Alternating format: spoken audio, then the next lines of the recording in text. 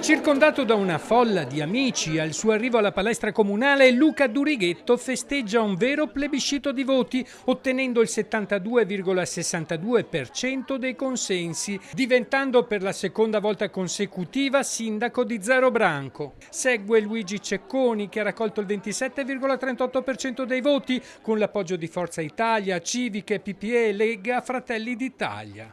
Ma senta sindaco, lei un successo così se lo aspettava?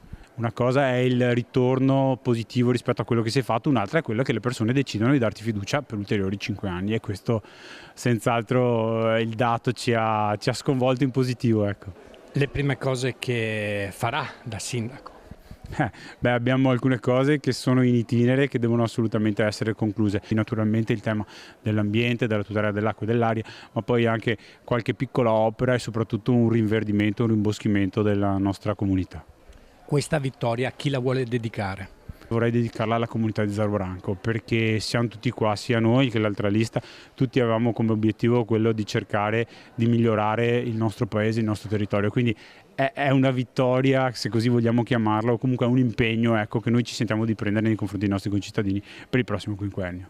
C'è una persona speciale che è venuta a festeggiare. Sì, tra le tante persone speciali c'è mia nonna che compirà tra pochissimo 99 anni.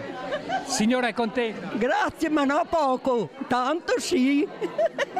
È la seconda volta che viene e 2 volte ha vinto, lei porta fortuna. Sì, e anche godito, ho compiuto i 100 anni, sono contenta che l'abbia fatta. Quando che ti compirà.